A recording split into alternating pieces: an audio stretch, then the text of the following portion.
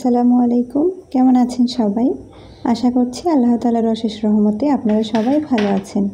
আলহামদুলিল্লাহ, আল্লাহ তাআলার অশেষ রহমতে আমরাও ভালো আছি। সকলের সুস্থতা কামনা করছি। আজকের মতো নতুন একটি ভিডিও নিয়ে আপনাদের কাছে চলে আসলাম। আশা করছি আপনাদের এই ব্লগটি ভালো লাগবে। সকালবেলার জন্য রুটি বানিয়ে নিচ্ছি। তো সেজন্য আমি গরম পানি করে নিয়েছি আর পরিমাণ মতো লবণ দিয়ে এখানে আমি আটা দিয়ে দিলাম। তবে আটাটা যদি দেখি যে পানি একটু নরম হয়ে গিয়েছে তখন আর কি আবার একটু আটা দিয়ে দিই। এইভাবে করেই বানাই, সেক্ষেত্রে বেশ ভালো হয়। আর এই পর্যায়ে কিন্তু অনেকটা নরম রাখতে হয়, কারণ একটু রেখে দিয়ে যখন ঠান্ডা হবে তখন কিন্তু বেশ শক্ত হয়েই আসবে। এই যে অফ ক্যামেরায় আমি রুটিগুলো বানিয়ে নিয়েছি। এখন সবগুলো রুটি আমি এক এক করে ভেজে নিব। আর দেখতেই পাচ্ছেন সব রুটিগুলো কিন্তু খুব সুন্দরভাবেই ফুলে উঠেছে।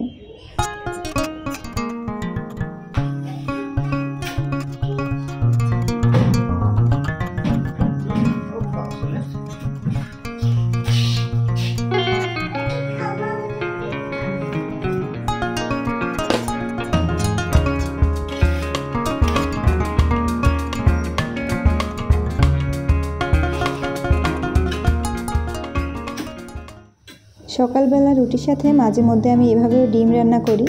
তো সেক্ষেত্রে একটু ঝোল ঝোল থাকলে রুটিটা খেতে সুবিধা হয়। 2টা কি 3টে রুটি খেতে আর বেশি একটা ঝামেলা হয় না। আর শুকনো ডিম ভাজি পেঁয়াজ দিয়ে করলে তো সেক্ষেত্রে কিন্তু একটু খেতে কষ্ট হয়ে যায় মাঝে মধ্যে। তো এইভাবে করলে বেশি ভালো হয় আমার কাছে মনে হয়। রিনাদের আব্বুও কিন্তু এইভাবে রান্না করলে বেশি পছন্দ করে। তো আমিও চেষ্টা করি মাঝে মধ্যে এইভাবে ডিম রান্না করতে।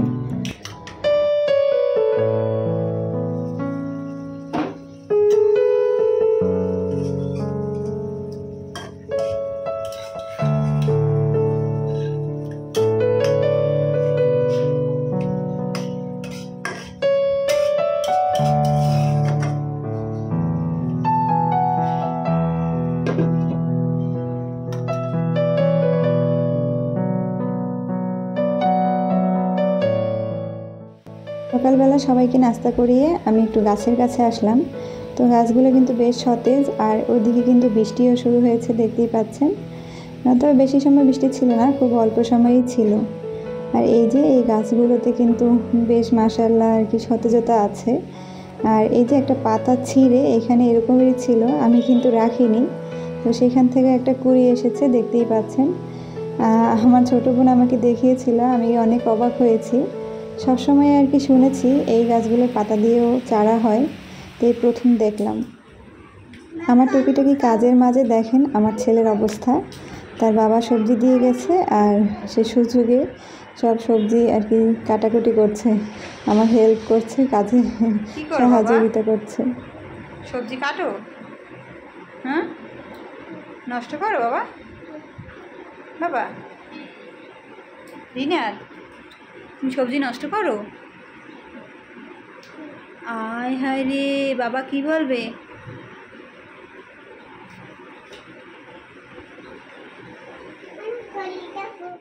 দুপুরে রান্নাবান্না সব কিছু আয়োজন মোটামুটি একটু করে নিয়েছি।